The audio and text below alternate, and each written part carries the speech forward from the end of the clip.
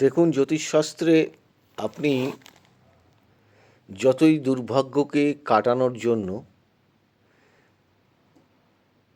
তেজপাতা পোড়ান না কেন, লঙ্কা পোড়ান না কেন, বৃহস্পতিবার বা শুক্রবার আপনার পার্শ্বের মধ্যে যে যাই ক্রিয়া করেন না কেন, সেই ক্রিয়া করার ফলে অশুভ প্রভাব কখন কাটে? আমি এর আগেও বলেছি, যদি আপনার ঠিকুজি কুষ্টিতে শুভ যোগ থেকে থাকে তাহলে আপনার ঠিকুজি কুষ্টি বা গ্রহের প্রতিকারের মাধ্যমে আপনার শুভ সময় আপনি ফিরে পেতে পারেন।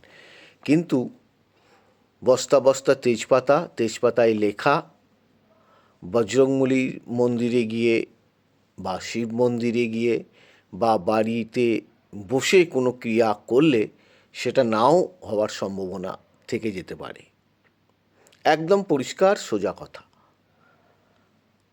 ইউটিউব বা ফেসবুক দেখে অনেকেই এই ধরনের ক্রিয়া করে আমার কাছে আসে, বলছে মহারাজ কিছু তো বুঝছি না।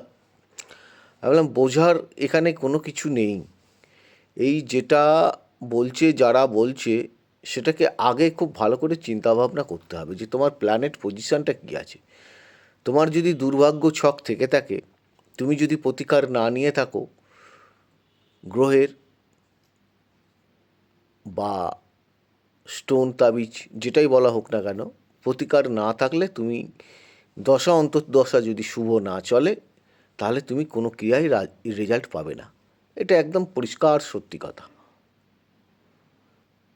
তো আপনারা এই সমস্ত ইউটিউব বা ফেসবুক দেখে যে যাই ক্রিয়াটা করেন না কেন, ভাববেন না যে আপনারা বিরাট অর্থশালী লোক হয়ে যাবে। তাহলে যারা ভিক্ষা করতে আসে বা স্টেশনে যারা শুয়ে থাকে বা যারা অন্যান্য খুব কায়িক পরিশ্রম করে পয়সা রোজগার করছে, তাদেরকে দিয়ে এই ক্রিয়াগুলো করিয়ে দেখুন তারা কতটা ইমপ্রুভমেন্ট পাচ্ছে, তাহলেই আপনি বুঝতে পারবেন। এগুলো কেবলমাত্র ভিউজ বাড়ানোর জন্য করে। জানি না কত বড় পণ্ডিতেরা। আগে আপনাকে ঠিকুজি কুষ্টি ঠিক করতে হবে, তারপরে তার প্রতিবিধান নিতে হবে, তারপর এই ক্রিয়াগুলোর মাধ্যমে হয়তো আপনি 5-10% রেজাল্ট অবশ্যই পাবেন। যদি প্রতিকার নেওয়া থাকে, দশা অন্তর্দশা যদি আপনার পারমিট করে, শুভ সময় যদি চলতে থাকে, যেটা রেজাল্ট আপনি পাচ্ছেন না, তাহলে সেখানে গিয়ে হয়তো রেজাল্ট পেতে পারেন। এর বেশি কিছু না। ভালো থাকুন, অনুষ্ঠানগুলো দেখুন, অনেক কিছু জানার আছে।